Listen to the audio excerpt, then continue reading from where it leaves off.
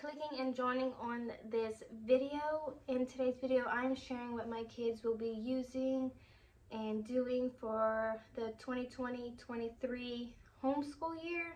I am very late to this video because it took a long time for me to decide what to do, what to use, and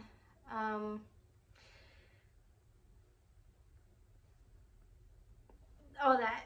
I did have a big plan to do science and history. Unfortunately, science and history did not work out with the curriculum I bought. I wanted to try it out for a month or two to see if the curriculum was perfect for our family, and if it fit well, if it flowed, if we enjoyed it. I just want to explain a little thing real quick before showing you what I got my two kids that are homeschooling. So, like I mentioned, we started off doing science and history. I kicked them to the curb and we are not doing science and history this year. That's one of the reasons why we're not doing science and history. And I don't want to keep purchasing something and wasting some money, because I thought I found a good history curriculum that worked, and it just did not flow with our family. It was a Charlotte Mason style type learning, a lot of literature, reading books, and I know a lot of curriculums in history focus on reading literature books and a lot, but the one that I picked, we had to read like 5 books in a day and listen to stuff, and then it just didn't fit when I had a toddler, another homeschooler who needed to do their year history, like first grade history, and then I had a 3rd grade history. Even though they learned the same thing, they were doing different things, if that makes sense to you. So I am really struggling to find a history, and so many of you commented on my video and recommended some stuff. So we're going to just start history next year. Sciences, that goes again with sciences. We didn't like the couple of topics we thought we would have enjoyed.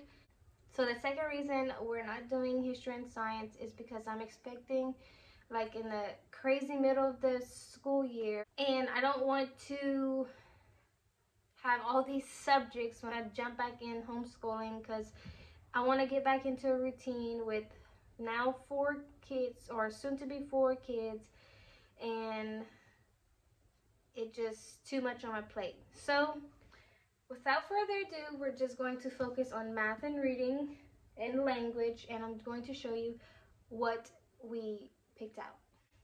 Starting off with my 3rd-ish, 4th grader, I like to keep them in between grades just because they fall in between the grades. He is doing Math 4 from The Good and the Beautiful. We loved math from The Good and the Beautiful, and that's what we started with whenever we homeschooled, and so far it's doing good, so we're not changing that. And this mental math book came with The Good and the Beautiful, and it's already been loved on. So for grammar, we are doing Fix-It Grammar. This is the Nose Tree Level 1. This is the teacher's manual. This is the student book. I have nothing but good things to say about this. Each lesson takes us less than 10 minutes, about 5 minutes. It depends what we're doing, if we're learning something new. And I am loving this. I recommend this, and I can't wait to finish this and start the next level. Now for reading, this was one of the subjects I was struggling to find that will work for my kids. And with all the curriculum videos and research that I do, I was surprised that I never really came across this curriculum. It is the Christian Light Education. We chose reading 3 for reading. So these are little like workbooks. This is the first one. I think they have 10 total. And it came with this reader book and a big teacher's guide.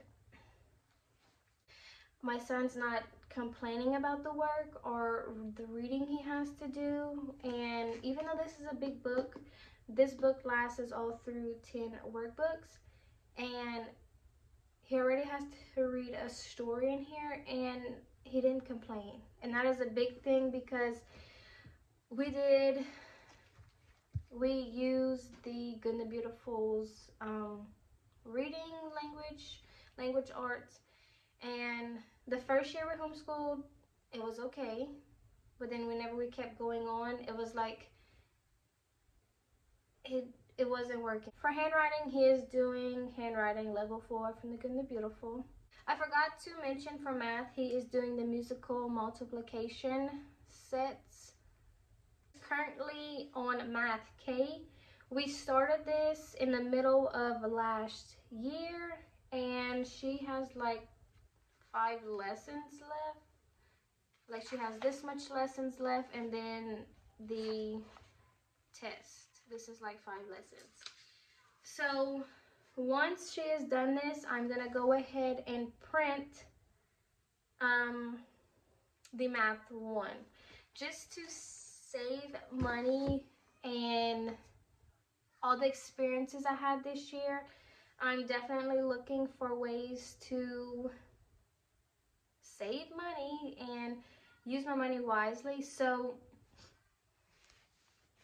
that is one of the things I like about the Good and the Beautiful, is that they offer free curriculum. You just have to print it. Okay, now we're jumping into reading for her. We started off with the preschool, or like the pre-K prep from the Good and the Beautiful, and that clicks for her, that works for her. But I ordered the old version of the level K, and it was not working out. So whenever they released the new updated version and had all these extras added to it, and it was supposed to be a little bit better, I got that as well. But it didn't work out, so we stopped using the language and reading program from the Good and Beautiful for both kids.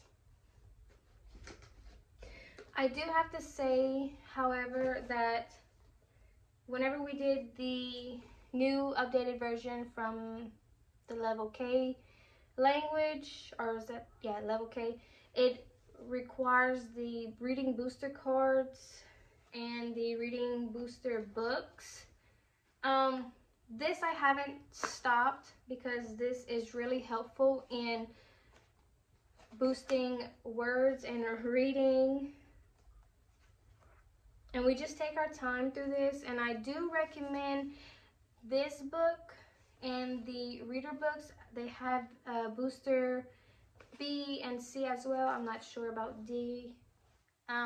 But once she's finished this, I will purchase the B cards and B books, because it's just good reading practice and we enjoy it. Now, moving on to reading with her, she is doing the Learning to Read from Christian Light Education. Sorry for the glare. This is the teacher's manual, and then this is the little student guide workbooks. So far we are liking this book. However, I'm not sure if I should have started her on reading 1 or learning to read. I know there is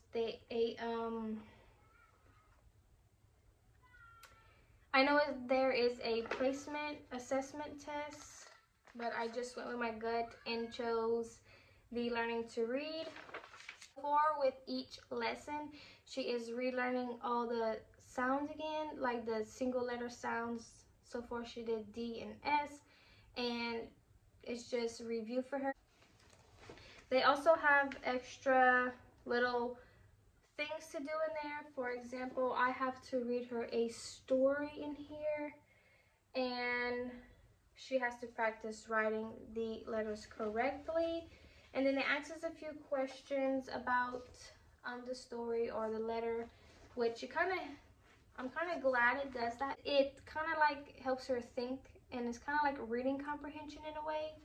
And I'm glad it focuses on that with her. And she's also doing handwriting from the Good and the Beautiful. She is on level 1. This is what my kids will be doing for the 2020-23 school year. Go ahead and comment down all your recommendations. Don't forget to like this video and subscribe to my channel. Bye guys.